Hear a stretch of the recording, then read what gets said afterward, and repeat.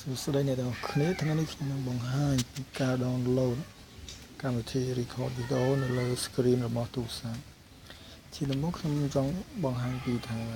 តើកម្មវិធី record video ត្រូវ support version ទូរស័ព្ទរបស់យើង version ប៉ុន្មានជាដំបូងខ្ញុំចូលទៅមើល version របស់ខ្ញុំសិនបើសិនអ្នកណាខ្ញុំចង់បង្ហាញថាអ្នកណាកន្លែងអ្នកចំនួនអ្នកខ្លះមិនដឹងថាទូរស័ព្ទខ្លួន មាន version ប្រមាណដូច្នេះខ្ញុំនឹងបង្ហាញនេះគឺជាទូរស័ព្ទរបស់ខ្ញុំគឺ version 4.4 តើមកយើងចូលទៅកាន់ Play Store ដើម្បីធ្វើការ download កម្មវិធី record video នៅលើ screen ភាសាខ្ញុំ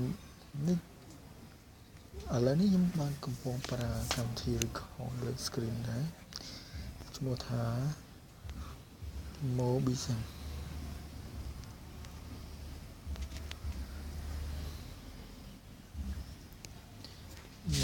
Mobizen នេះគឺវា support ចាប់ពី version 4.4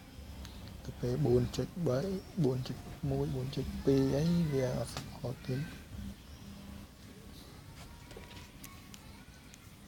អ្នកអាចធ្វើការ install ឬដើម្បីប្រើប្រាស់ដើម្បី record ជា video screen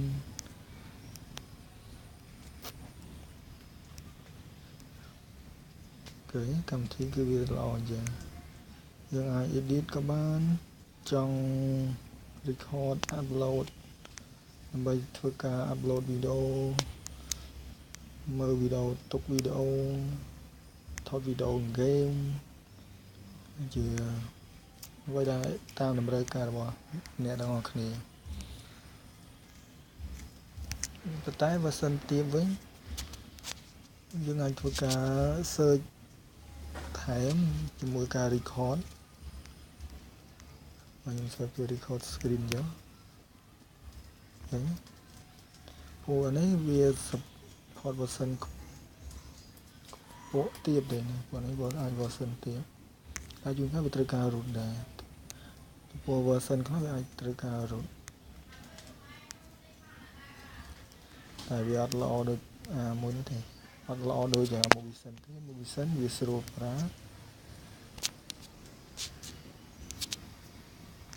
ពួក Mobizen វាស្រួលប្រើយើងអាចបដូរ resolution វាក៏បានធ្វើអីបានស្រួល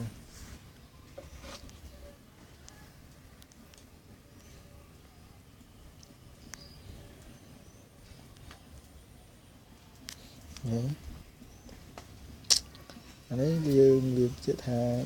វាអាច record ទាំង external ក៏បាន internal ក៏បាន internal មានចំណុច internal នៅពេលយើងនិយាយវាអត់ឮទេវាឮតែភាសាយើង record game វិញ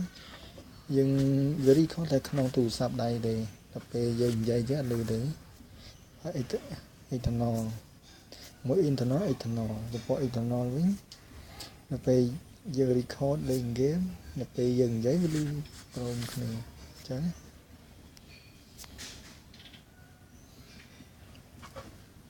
នេះគឺជាវីដេអូវាមានប្រភេទវាយើងអាច screenshot ក៏បានមើលចុចកម្មវិធីមើលបាននេះគេវាមាននេះឥឡូវខ្ញុំកំពុង record វីដេអូដែរវាមានទាំង short screen กับ screenshot screenshot ក៏មានថតជាវីដេអូក៏មានល្អអញ្ចឹងសិនតែយើងអ្នកខ្លះយើងមានតែ record វីដេអូនេះតែអត់មាន screenshot ទេ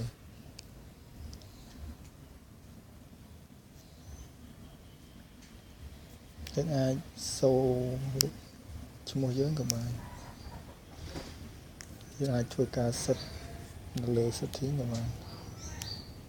បាទសូមអរគុណចំពោះការទស្សនារបស់បងប្អូនបាទសូមអរគុណ